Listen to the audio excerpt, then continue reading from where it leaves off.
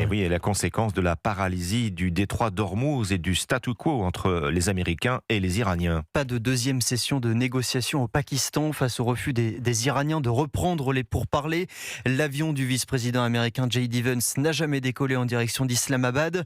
Mais Donald Trump garde espoir, évoquant une possible reprise des discussions. Et justement, l'uranium, c'est l'un des sujets au cœur de ces discussions. Téhéran en posséderait plus de 450 kilos, enrichis à 60%. C'est proche du seuil requis pour la fabrication de l'arme nucléaire.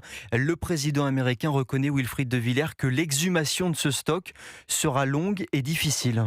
Oui, d'abord parce que les États-Unis ignorent où est dissimulé cet uranium exactement, ni dans quel état il se trouve. D'autant que l'uranium enrichi, sous sa forme solide de petits cristaux blancs, n'est pas compliqué à transporter, stocké dans des bonbonnes en acier, comme le détaille Emmanuelle Galichet, enseignante-chercheuse en physique nucléaire. C'est des cylindres à peu près d'1 mètre de haut, du même acabit de vos bonbonnes pour aller faire de la plongée sous-marine. Une bonbonne, c'est à peu près 25 kilos. De récentes images satellites laissent penser qu'une partie de cet uranium pourrait être enfouie dans les sous-sols du site nucléaire d'Ispahan. Il y a une activité de génie civil de la part des Iraniens. Ils ont obstrué les entrées des tunnels souterrains d'Ispahan. Ça donne un autre indice pour dire que cet uranium enrichi est là. Mais il peut tout aussi bien s'agir d'une mise en scène de Téhéran, conscient que ces sites nucléaires sont sous haute surveillance. Une chose est sûre, l'avenir de ce stock d'uranium est un sujet crucial.